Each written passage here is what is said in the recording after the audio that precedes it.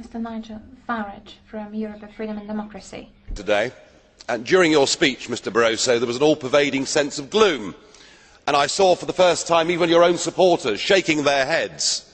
They don't believe in what you're saying. The European people don't believe in what you're saying.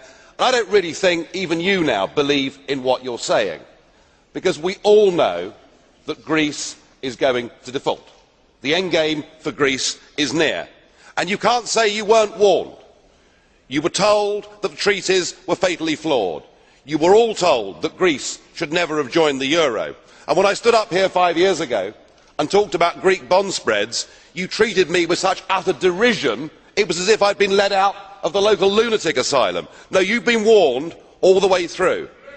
So now what you've got is economic governance, and everybody here in this front row supports more European economic governance. What is European economic governance? I'll tell you what it is. It's a plane landing at Athens airport, out of which get an official from the Commission, an official from the European Central Bank, and an official for the appalling IMF. And those three people, the Troika you call them, go in, they meet the Greek government, and they tell the Greek government what they may or may not do. You have killed democracy in Greece. You have three part-time overseas dictators that now tell the Greek people what they can and can't do. It is totally unacceptable. Is it any wonder that Greek people are now burning EU flags and drawing swastikas across them? You are, frankly, unless Greece is allowed to get out of this economic and political prison, you may well spark a revolution in that country.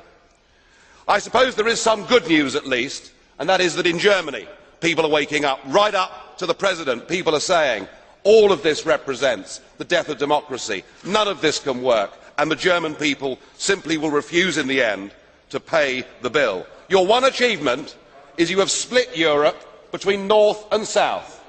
The Greeks now badmouth the Germans. The Germans badmouth the Greeks. I have one last plea, Mr. Barroso. Will you please help Greece?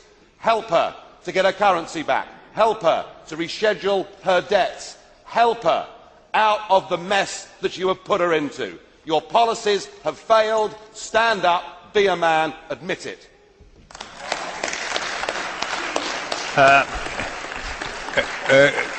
Mr. Farage, is a blue card to you. Do you agree? Okay. Pan Lambert. Mr. Lambert. Mr. Farage, you're a very good speaker here. I admire your skills, but I have one question to you. You said, well, basically by our dictator way of dictating to the Greeks what they have to do, we will spark a revolution over there. What I noticed over the summer is that the closest we got to a revolution was in the streets of London, and that's not part of the euro. So I'd like to see how you believe that we are going to get out if it's everyone on its own. Thank you. You're quite right. London has had some huge social problems, but they're not there today, are they?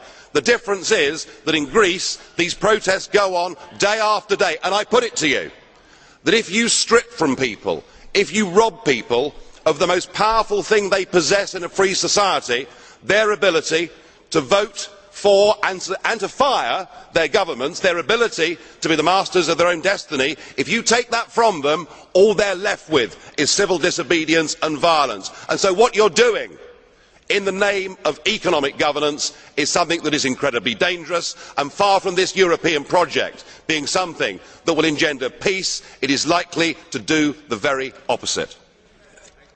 Dziękuję bardzo. Dziękuję panu.